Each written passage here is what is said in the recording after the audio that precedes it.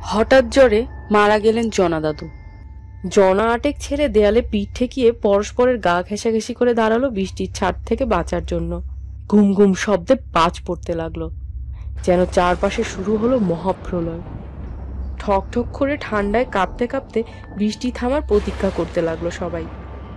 ঠিক সেই সময় সমাধিক্ষেত্রের ভেতর থেকে একটা অস্ফুট শব্দ ভেসে এলো টমের কানে। হ্যাঁ, একটা শব্দ ভেসে আসছে সমাধিক্ষেত্রের শেষ প্রান্ত থেকে। জল কাদা আর ঘাসের জঙ্গল ভেঙে টমরা এগোতে লাগলো। ঝপঝপ শব্দে দ্রুত মাটি কেটে চলেছে কেউ। অন্ধকারের মধ্যে দেবদারু গাছের নিচে একটা অস্পষ্ট অবয়ব চোখে পড়ল টম আর তার সঙ্গীদের। ঠিক সেই মুহূর্তে অন্ধকারের আকাশের বুক চিরে বিদ্যুৎ চমকালো।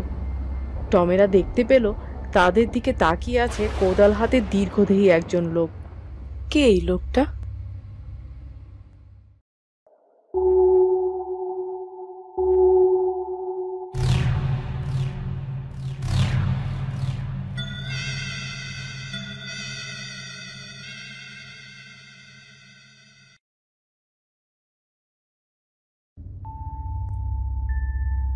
হিমাদ্রি কিশোর দাশগুপ্তের বিকেলের আলোয়। আজ নিয়ে ঠিক 90 দিন হলো গোমেজ ফিরল না। মনে মনে এই কথা বলে পকেট থেকে রুমাল বের করে চশমার কাঁচ মুছে লাঠি হাতে আবার হাঁটতে শুরু করলেন জনা দাদু। পথের দুপাশে সার সার সমাধি, তার মধ্যে কয়েকটির বয়স কয়েকশো বছর। সমাধির ওপর শ্বেত পাথরের চাদরগুলো ভেঙে চুরে গিয়েছে, তার নিচ থেকে ইটগুলো উকি মারছে। সন্ধে নামবে আর কিছুক্ষণের মধ্যেই। বেরিয়াল গ্রাউন্ডের উঁচু প্রাচীরের গা ঘেঁষে দাঁড়িয়ে থাকা গাছগুলোর ফাঁক দিয়ে পরন্ত সূর্যের আলো এসে পড়ছে সমাধির ওপর দাঁড়িয়ে থাকা ক্রসগুলোর গায়ে। চারদিকে শান্ত পরিবেশ। ব্রিটিশরা যখন এদেশে এসেছিল সেই আমলের সমাধি এটি। জনা দাদুর পিতা পিতামহ, এই গ্রামের চেনা জেনা অনেক মানুষই আজ ঘুমোচ্ছেন ওই সমাধির তলায়। জায়গাটা বড় প্রিয় জনা দাদুর। এখানে এলে মনে হয় তার চেনা যেসব মানুষ ঘুমোচ্ছেন ওই সমাধির নিচে, তাদের সান্নিধ্য যেন উপভোগ করতে পারেন তিনি। কত মুখ, কত স্মৃতি ভেসে ওঠে ঘষা কাচের আড়ালে জনা দাদুর চোখে। তাছাড়া এখানে একটা ছোট্ট ঘরে বাস করেন জনা দাদুর 70 বছরের পুরনো বন্ধু বৃদ্ধ গোমেজ। বিশেষত তার টানেই অনেক বছর ধরেই রোজ বিকেলে এখানে এসে হাজির হন জনা দাদু। তিনি চলে যাওয়ার আগের দিনও প্রতিদিনের মতো বিকেলবেলা থেকে সন্ধ্যা পর্যন্ত এখানে ঘুরে বেরিয়েছেন দুজনে। যাওয়ার আগে গোমেজ দাদু বলে গিয়েছিলেন সপ্তাহখানেকের মধ্যে গোয়া থেকে ফিরে আসবেন, কিন্তু এখনো তিনি ফেরেননি। সমাধি ক্ষেত্রে ঢোকার পর ডান পাশে যে ছোট্ট ঘরটা আছে, রোজ বিকেলে এসে সেই ঘরটার দিকে বড় আশা নিয়ে তাকান জনা দাদু। কিন্তু সে ঘর তালাবদ্ধ থাকে। মনে মনে একবার হিসেব করে নেয় ঠিক কতদিন হলো। তারপর আবার হাঁটতে শুরু করেন তিনি। সন্ধে নামার আগ পর্যন্ত তিনি একলাই ঘুরে বেড়ান এই বিরাট সমাধি ক্ষেত্রের চারপাশে।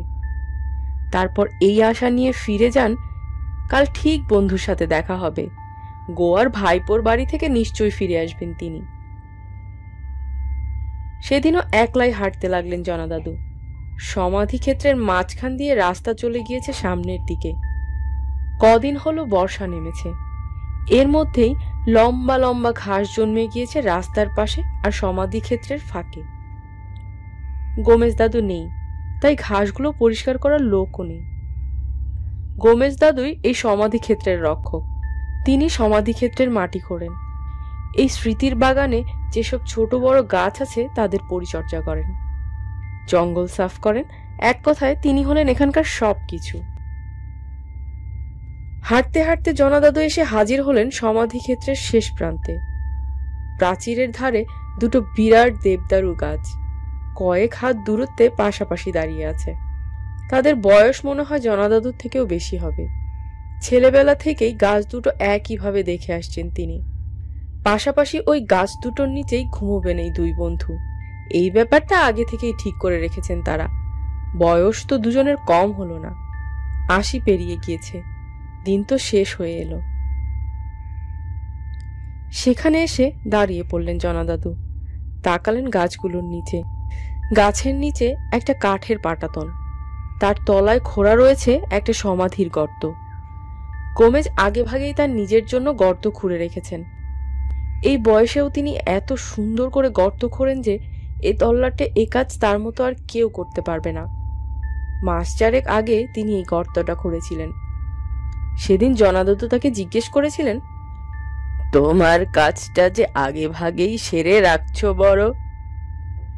তার কথা শুনে গোমেজ দাদু বলেছিলেন, যদি তুমি আগে যাও তাহলে তোমারটা না হয় আমি খুঁড়ে দেব, কিন্তু আমি যদি আগে যাই তাহলে আমারটা কে খুঁড়বে শুনি? তাই আমার কাজটা নিজেই এখন সেরে রাখছি, তেমন হলে শুধু ওপর থেকে মাটি ফেলে দেবে। কথাটা মনে পড়ে গেল জনাদাদুর। তিনি গিয়ে দাঁড়ালেন পাটাতন ঢাকা সমাধিক্ষেত্রের সামনে। বর্ষার জলে ভেজা কাঠে উই ধরেছে। হাতের লাঠি দিয়ে জনাদাদু উইয়ের বাসাগুলো ভাঙতে লাগলেন। হঠাৎ তার কেন জানি মনে হলো গোমেজের সঙ্গে হয়তো আর কোনোদিন দেখা হবে না। রাত হলেই ইদানিং তার বুকের ব্যথাটা আবার বাড়ছে। ডাক্তার বলে দিয়েছেন ওষুধপত্রে আর তেমন কাজ হবে না। রক্ত মাংসের হলেও বুকের ভেতরে যে দিনরাত ধুকপুক করছে সেটা তো আসলে একটা যন্ত্রই। বহু ব্যবহারে জীর্ণ, পুরনো ঘড়ির মতো টিকটিক করে চলতে চলতে একদিন থেমে যাবে। একবার থেমে গেলে এই ঘড়ি আর সারানো যাবে না। উইয়ের বাসাটা ভাঙতে ভাঙতে মনটা খুব খারাপ হয়ে গেল জনাদাদুর। সত্যি কি আর বন্ধুর সঙ্গে দেখা হবে না? ছেলেবেলার, কৈশোরের, যৌবনের কত স্মৃতি জড়িয়ে আছে তার সঙ্গে। সেই কোন ছোট্টবেলায় গোয়া থেকে কিভাবে যেন এখানে এসে হাজির হয়েছিলেন গোমেজ দাদু।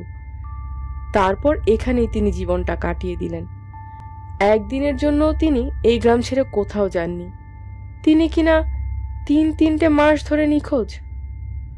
তিনি কি ভুলে গেলেন তার 70 বছরের পুরনো বন্ধু জনকে? উইয়ের বাসাটা ভাঙা হয়ে যেতে আরো কিছুক্ষণ বিষণ্ণ মনে সেখানে দাঁড়িয়ে রইলেন জনাদাদু। সূর্য ডুবে গিয়েছে। আকাশে ছড়িয়ে আছে তার লাল রঙের আভা। চারপাশে যে বড় বড় গাছ আছে, দিনের শেষে সেখানে নিজের বাসায় ফিরে আসছে পাখির দল। জনাদাদু বাড়ি ফেরার জন্য হাঁটতে শুরু করলেন। ধীরে ধীরে হাঁটতে হাঁটতে যখন তিনি প্রায় গেটের কাছে এসে পড়েছেন, তখন তার কানে এলো টমের ডাক। দাদু, তুমি কোথায়? সন্ধ্যা হয়ে গেল, এবার ফিরে চলো। টম নিতে এসেছে তাকে। বছর 14 বয়সের হবে টম। দাদুর একমাত্র নাতি। খুব ভালোবাসে সে দাদুকে। রোজ বিকেলে সে মাঠে খেলতে যাওয়ার সময় দাদুকে এখানে দিয়ে যায়। ঘন্টা খানেক পর খেলা শেষে ফেরার পথে দাদুকে বাড়ি নিয়ে যায়। আজ অবশ্য সে স্কুল থেকে দেরি করে বাড়ি ফেরায় দেরিতেই এখানে এসেছিলেন জনাদাদু। টমের গলা শুনে জনাদাদু বললেন, এই যে আমি এসে গিয়েছি। পাথরের স্তম্ভের ওপর ছাদ বসানো জীর্ণ ফটক দিয়ে বাইরে বের হওয়ার আগে আরো একবার গোমেজের ছোট্ট ঘরের বন্ধ দরজার দিকে তাকালেন জনাদাদু। একটা বড় লোহার তালা ঝুলছে দরজায়। জল পড়ে মরচে ধরতে শুরু করেছে গায়ে। সেদিকে তাকিয়ে একবার দুপাশে মাথা নাড়লেন জনাদাদু। তারপর একটা দীর্ঘশ্বাস ছেড়ে ফটক পেরিয়ে সমাধিক্ষেত্রের বাইরে বেরিয়ে এলেন। তাকে দেখেই টম জিজ্ঞেস করল, কি গোমেজ দাদু ফিরলেন? জনাদাদু বিষগ্ন মনে বললেন, না। টম দাদুকে সান্ত্বনা দেওয়ার জন্য বলল, দেখো, আজ না হয় কাল ঠিক ফিরে আসবেন। রোজই এই কথা বলে টম দাদুর মন ভালো করার চেষ্টা করে, কিন্তু গোমেজের ঘরের তালাটা বন্ধই থাকে। তার কথা শুনে জনাদাদু বললেন, তাই হবে হয়তো। এরপর দাদু আর নাতি মিলে হাঁটা শুরু করলেন বাড়ি ফেরার জন্য। দাদুকে নিয়ে টমের বাড়ি ফিরতে 8 ঘন্টা সময় লাগে। বর্ষাকাল। সমাধিক্ষেত্রের বাইরে বেরিয়ে একটু এগোবার পরই হঠাৎ কোথা থেকে যেন কালো মেঘ এসে আকাশ ঢেকে ফেলল। তার মিনিট 10-এর মধ্যেই বড় বড় ফোঁটায় বৃষ্টি নামল। দাদু আর নাতি যখন বাড়ি ফিরলেন তখন তারা একদম ভিজে চুপসে গিয়েছে। সেদিন রাতেই খুব জ্বর এলো জনাদাদুর, তার সঙ্গে বুকে ব্যথা। টমের ঠাকুরমা অনেক বছর আগেই মারা গিয়েছেন। সারা রাত তার শিওরে জেগে বসে রইলেন টমের বাবা মা। পরদিন সকালবেলা ডাক্তারবাবু এসে দাদুকে দেখে বললেন তার আর কিছু করার নেই। বেলা বাড়ার সঙ্গে সঙ্গে জনাদাদুর অবস্থা আরো খারাপ হতে শুরু করলো। সংজ্ঞা হারালেন তিনি। দুপুরের দিকে মিনিট খানেকের জন্য একবার জ্ঞান ফিরে এলো তার। সেই সময় অস্ফুট স্বরে তিনি একবার বললেন, গোমেজ, কবে ফিরে এলে তুমি? তারপরে আবার তিনি চোখ বুঝলেন। বিকেল হওয়ার আগেই সবাইকে কাঁদিয়ে এই গ্রাম, এই পৃথিবীর মায়া ছেড়ে অজানার উদ্দেশ্যে যাত্রা করলেন জনাদাদু। বিকেল বেলায় টমদের বাড়ির সামনে দাঁড়িয়ে জটলা করছিল গ্রামের একদল ছেলে। তাদের কেউ টমের সমবয়সী, কেউ বা টমের চেয়ে বয়সে একটু বড়। সমস্ত জোগাড় যন্ত্র করতে করতে সন্ধ্যা হয়ে যাবে, তাই আর আজ জনাদাদুকে সমাধি দেয়া যাবে না। সেই কাজ শেষ করতে হবে কাল সকালবেলা। এই নিয়ে ছেলেদের দল নিজেদের মধ্যে আলোচনা করছিল। তাদের মধ্যে একজন হঠাৎ বলল, গোমেজ দাদু তো নেই, সমাধিটা যখন আমাদেরকেই খুঁড়তে হবে তখন কাজটা আজকে সেরে রাখলে হয় না? সন্ধে নামতে তো এখনো ঘন্টা খানেক দেরি আছে। তার কথা শুনে অন্যান্য ছেলেরা রাজি হলো। হ্যাঁ হ্যাঁ, কাজটা এখনই সেরে রাখা উচিত। এর কিছুক্ষণের মধ্যেই তারা বেরিয়ে পড়ল কোদাল আর গাইতি নিয়ে। বাড়িতে জনাদাদুকে ঘিরে কান্নাকাটি চলছে। কেঁদে কেটে টমের চোখও ফুলে গিয়েছে। তার বাড়িতে থাকতে একদম ভালো লাগছিল না। বাবা মার অনুমতি নিয়ে টমও চলল ছেলেদের সঙ্গে। কিন্তু তারা সমাধি ক্ষেত্রে পৌঁছাবার আগেই গতদিনের মতো হঠাৎই বর্ষার মেঘে ঢেকে গেল আকাশ।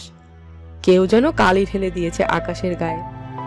তারা যখন সমাধি ক্ষেত্রের সামনে পৌঁছালো তখনই আকাশ ভেঙে বৃষ্টি নামলো। বৃষ্টির হাত থেকে বাঁচবার জন্য সকলে দৌড়ে গিয়ে আশ্রয় নিল প্রবেশ তোরণের ছাদের নিচে। জনা আটেক ছেড়ে দেয়ালে পিঠ ঠেকিয়ে পরস্পরের গা ঘেঁষাঘেঁষি করে দাঁড়ালো বৃষ্টির ছাদ থেকে বাঁচার জন্য। বৃষ্টি কিন্তু ক্রমশই বাড়তে লাগলো। তার সঙ্গে শুরু হলো ঝড়, আর আকাশের বুক চিরে বিদ্যুতের ঝলকানি। ঘুম ঘুম শব্দে বাজ পড়তে লাগলো। প্রচন্ড বাতাসের ভিতরে বড় বড় গাছ পাগলের মতো মাথা নাড়তে লাগলো, যেন চারপাশে শুরু হলো মহাপ্রলয়। ছাদের তলায় দাঁড়িয়ে থাকলেও ছেলেরা পুরোপুরি বাঁচাতে পারলো না নিজেদের। বাতাসে বৃষ্টির ছাট উড়ে এসে লাগতে শুরু করলো তাদের গায়ে। তারা যে কাজ করার জন্য এখানে এসে হাজির হয়েছিল সে কাজ যে আর করা যাবে না তা তারা বুঝতে পারলো। কিন্তু বৃষ্টি না থামলে বাড়ি ফেরারও উপায় নেই। বিশেষত যেভাবে বাজ পড়ছে তাতে তাদের কারোরই খোলা আকাশের নিচে যেতে সাহস হলো না। সময় এগিয়ে চলল। বিকেল গড়িয়ে কখন যে সন্ধ্যা নামলো তা কেউ বুঝতে পারল না। ঠক ঠক করে ঠান্ডায় কাঁপতে কাঁপতে বৃষ্টি থামার প্রতীক্ষা করতে লাগলো সবাই। নিজেদের মধ্যে কথা বলতে লাগলো, আর টম চুপচাপ দাঁড়িয়ে দাঁড়িয়ে ভাবতে লাগলো দাদুর কথা। রোজ দাদুকে বিকেলবেলা এখানে দিয়ে যেত টম, নিয়েও যেত। কাল বিকেল থেকে এই কাজটা আর করতে হবে না। ঘন্টা তিনেক পর একসময় বৃষ্টি ধরে এলো। যদিও মাঝে মাঝে কালো আকাশের বুক চিরে বিদ্যুৎ চমকাচ্ছে, হয়তো একটু পরেই আবার বৃষ্টি নামবে। অন্ধকারের মধ্যে তো আর মাটি খোঁড়া সম্ভব নয়, কাজেই বৃষ্টি নামার আগে তাড়াতাড়ি বাড়ি ফিরতে হবে। চারপাশে জল জমে গিয়েছে। তার মধ্যে দিয়েই ছপছপ শব্দ করতে করতে টম অন্যদের সঙ্গে পা বাড়ালো সমাধিক্ষেত্রের বাইরে যাওয়ার জন্য। ঠিক সেই সময় সমাধিক্ষেত্রের ভেতর থেকে একটা অস্ফুট শব্দ ভেসে এলো টমের কানে। শব্দটা টমের পাশে হাঁটতে থাকা দুটো ছেলেরও কানে গিয়েছিল। তিনজনেই থমকে দাঁড়িয়ে পড়ল। ও কিসের শব্দ? ওদেরকে দাঁড়িয়ে পড়তে দেখে অন্যরাও থেমে গেল। তাদের একজন টমকে জিজ্ঞেস করলো, কি হলো? টম বলল, কেমন একটা শব্দ শুনতে পাচ্ছি। তার কথা শুনে কান খাড়া করলো সকলে। হ্যাঁ, একটা শব্দ ভেসে আসছে সমাধিক্ষেত্রের শেষ প্রান্ত থেকে। শব্দটা কিসের তা বোঝার চেষ্টা করতে লাগলো সবাই। এত রাতে অন্য কিসের শব্দ হতে পারে এখানে?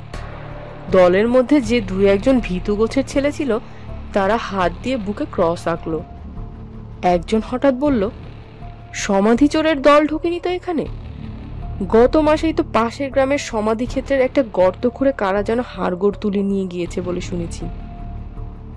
এই খবরটা ছেলেদের মধ্যে আরো কয়েকজনের জানা, কাজেই সমাধি চোরের কথাটা বাকিরা কিন্তু উড়িয়ে দিতে পারল না। শব্দটা হয়েই চলেছে। একজন বলল, তাহলে চল দেখা যাক না ব্যাপারটা কি। অন্য একজন বলল, কিন্তু যদি চোরের হাতে হাতিয়ার থাকে? আর একজন একথা শুনে বলল, আমাদের কাছেও তো গাইতি আর কোদাল আছে, এত ভয় কিসের? মিনিট দুয়েক আলোচনার পর শেষ পর্যন্ত তারা সিদ্ধান্ত নিল একবার দেখে নেওয়া যাক না ব্যাপারটা। ধীরে ধীরে কোদাল গাইতে নিয়ে অন্ধকারে তারা এগোতে লাগলো শব্দের দিকে। টমের বাড়ি ফিরে যাওয়ার ইচ্ছে ছিল, কিন্তু অগত্যা সেও সকলের পিছু পিছু হাঁটতে শুরু করলো। প্রচন্ড বৃষ্টিতে মাটি ভিজে গিয়েছে, পা বসে যাচ্ছে কাদা মাটিতে। দুপাশের ছোটখাটো গাছ ঝোপ জঙ্গল নুয়ে পড়েছে পথের মধ্যে।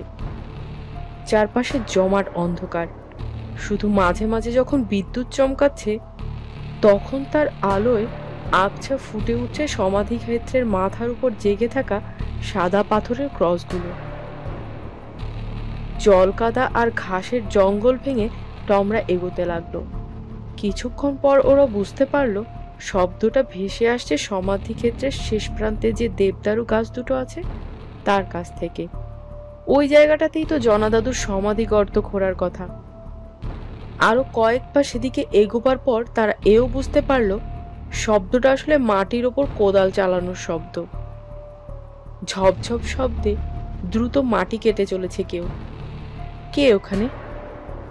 ধীরে ধীরে এগিয়ে সকলে গিয়ে দাঁড়ালো একটা গাছের মোটা গুড়ির আড়ালে।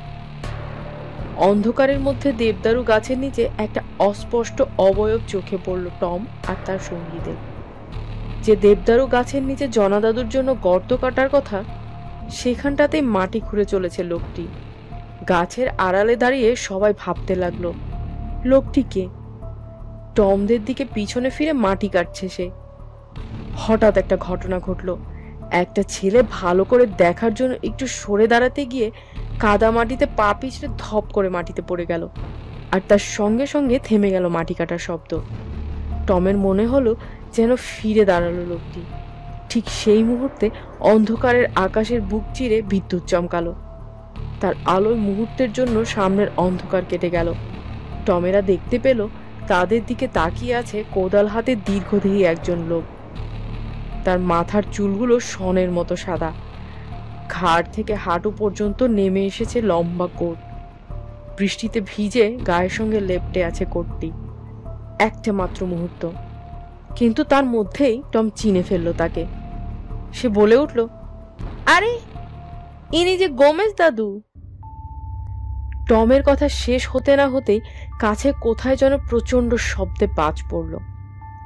কেঁপে উঠল ছেলের দল। টম এবার চিৎকার করে বলল, গোমেজ দাদু, কবে ফিরলেন আপনি?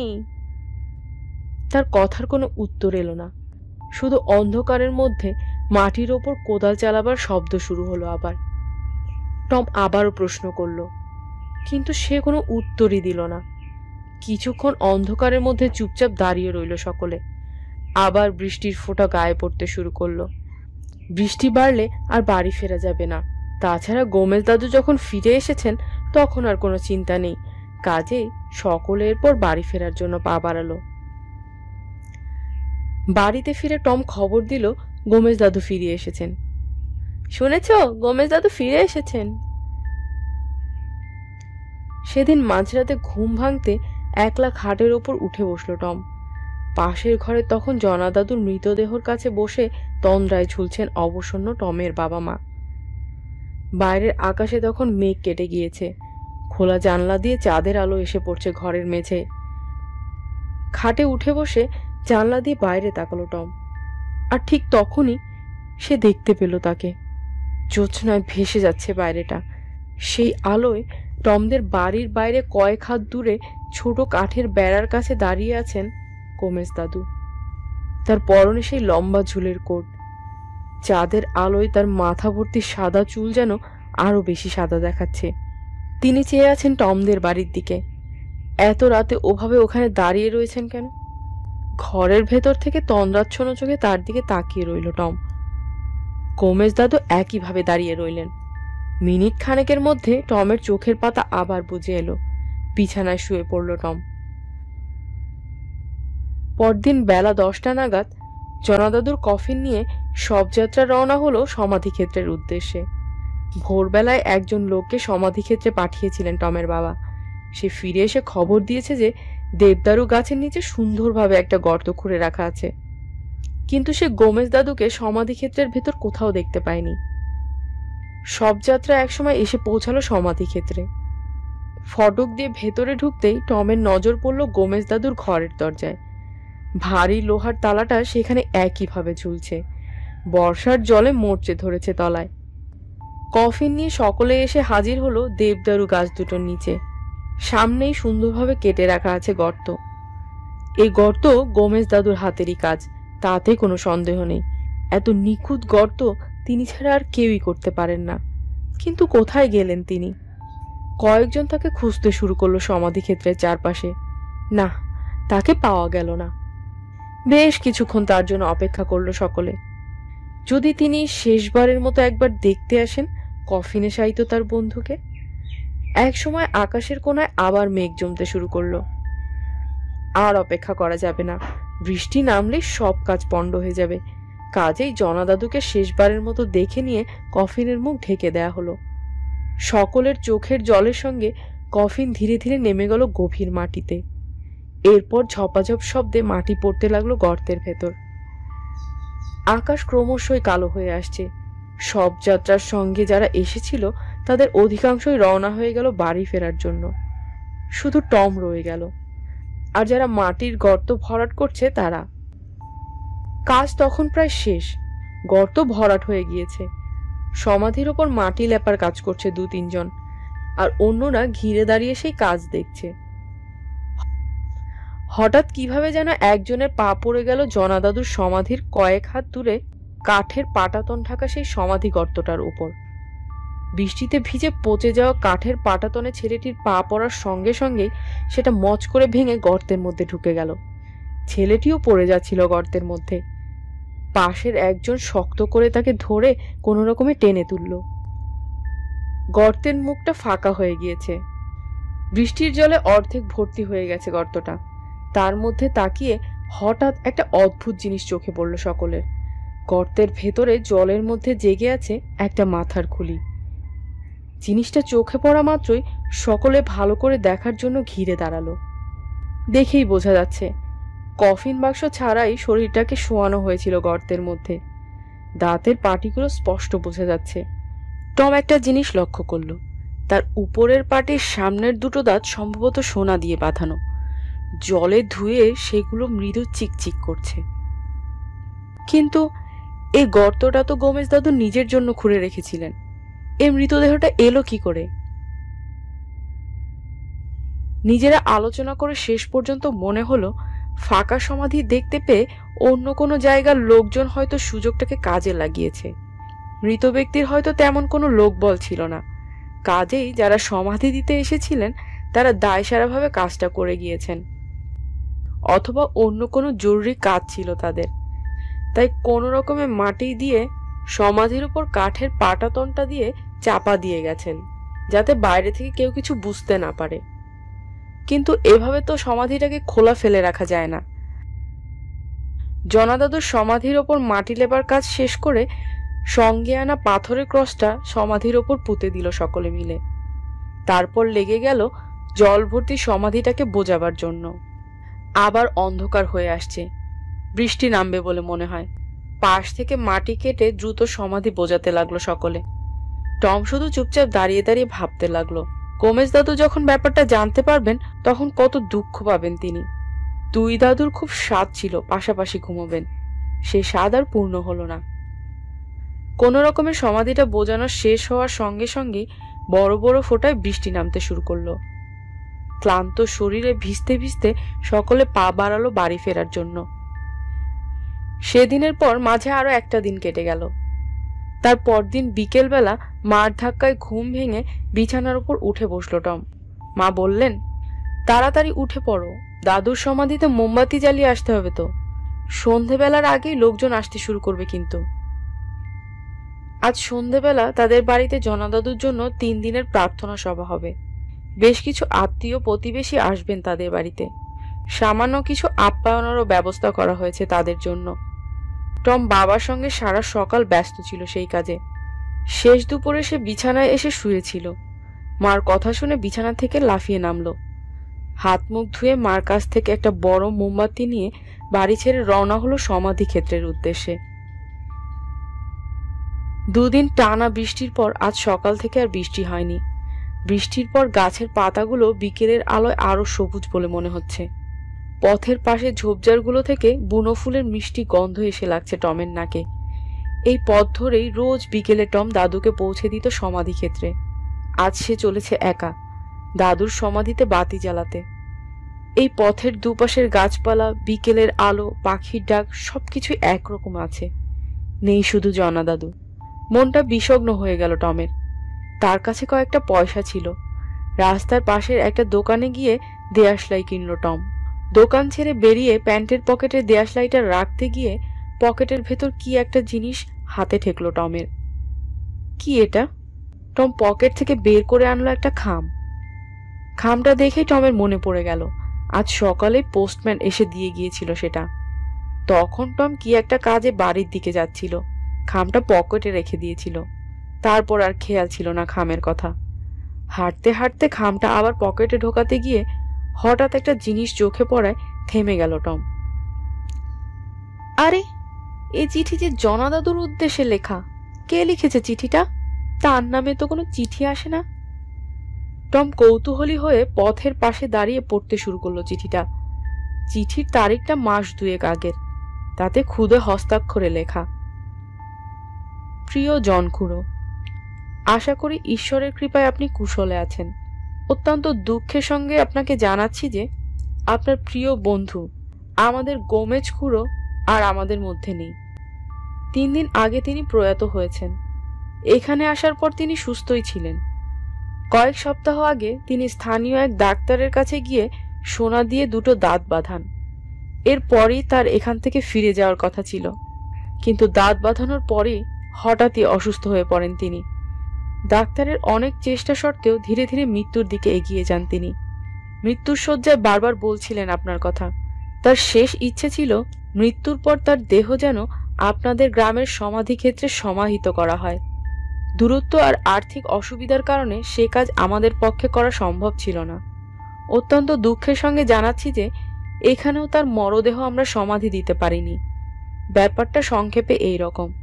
3 দিন আগে প্রচন্ড ঝড় বৃষ্টি আর সেই সঙ্গে সমুদ্রের প্রবল জলোচ্ছ্বাস হয়। সমুদ্রের জল ঢুকে পড়ে সমাধি ক্ষেত্রে। তার হাত থেকে বাঁচার জন্য আমরা কফিন নামিয়ে রেখে সমাধি ক্ষেত্রের এক কোণায় একটা ঘরের মধ্যে আশ্রয় নেই। কিছুক্ষণ পর ঝড় বৃষ্টি একটু কমলে আমরা ফিরে গিয়ে দেখি কফিন বাক্সটা কাত হয়ে পড়ে থাকলেও গোমেজ খুড়োর শরীর আর তার মধ্যে নেই। চারপাশেও তার আর কোনো সন্ধান পাইনি আমরা। আমার ধারণা সমুদ্র অন্য কোথাও ভাসিয়ে নিয়ে গেছে তার শরীর। গোমেজ খুড়োর চলে যাওয়ার দুর্ভাগ্যজনক সংবাদ আপনাকে জানাতে হলো বলে আমাকে মার্জনা করবেন। ঈশ্বরের কাছে আপনার নিরোগ দীর্ঘায়ু কামনা করি। ইতি, হতভাগ্য স্টিফেন গোমেজ। চিঠিটা পড়ার পর কিছুক্ষণ রাস্তার পাশে থমকে দাঁড়িয়ে রইল টম। তার মনে পড়ে গেল জনা দাদুর সমাধির পাশে গোমেজ দাদুর জন্য খুঁড়ে রাখা গর্তের জলকাদার মধ্যে ভেসে থাকা সেই মানুষের মুখটা। কয়েক মুহূর্ত কি যেন চিন্তা করল টম। তারপর সে আবার দোকানে ফিরে গেল। সে আরো একটা মোমবাতি কিনলো সেখান থেকে, আর একটু দড়িও চেয়ে নিল দোকানের কাছ থেকে। তারপর পা বাড়ালো সমাধি ক্ষেত্রের দিকে। সমাধি ক্ষেত্রে আর কোনো মানুষ নেই, শুধু মাঝে মাঝে ভেসে আসছে পাখির ডাক। টম প্রথমে গিয়ে হাজির হলো দেবদারু গাছ দুটোর কাছে। কিছু দূরে বুনো গোলাপের ঝাড় থেকে মিষ্টি গন্ধ ভেসে আসছে। মোমবাতি দেয়াশলাই মাটিতে নামিয়ে রেখে একটু দূরের একটা গাছ থেকে শক্ত 2টো ছোট্ট ডাল ভেঙে আনলো। ডাল দুটোকে আড়াআড়ি করে ক্রসের মতো বেঁধে সেটা পুঁতে দিল জনাদাদুর পাশের সমাধির মাটির ডিবির ওপর। তারপর কিছু বুনো ফুল তুলে এনে তার পাপড়ি ছড়িয়ে দিল সমাধি দুটোর ওপর। শেষে মোমবাতি দুটো জ্বালিয়ে একটা একটা করে বসিয়ে দিল সমাধির দুটোর সামনে। কাজ মিটে যাওয়ার পর সমাধি দুটোর মাঝখানে দাঁড়িয়ে মাথা নিচু করে টম কয়েক মুহূর্ত শ্রদ্ধা জানালো মাটির গভীরে শুয়ে থাকা মানুষ দুটোর প্রতি। তারপর পা বাড়ালো ফিরে যাওয়ার জন্য। ধীরে ধীরে হাঁটতে হাঁটতে টম এসে হাজির হলো সমাধিক্ষেত্রের বাইরে যাওয়ার তোরণের সামনে। বাইরে পা রাখার আগে সে শেষবারের জন্য ফিরে তাকালো দূরের দেবদারু গাছ দুটোর দিকে। বাতাসে মৃদু মৃদু দুলছে গাছ দুটো। তাদের ফাঁক দিয়ে চুইয়ে আসা শেষ বিকেলের আলোয় গাছ দুটোর নিচে হাত ধরাধরি করে দাঁড়িয়ে আছেন দুজন বৃদ্ধ মানুষ। তারা যেন হাসছেন টমের দিকে তাকিয়ে। টম তাদের দিকে তাকিয়ে হাত জোর করে মাথা ঝুঁকিয়ে প্রণাম জানালো। তারপর খুশি মনে হাঁটতে শুরু করলো বাড়ির পথে।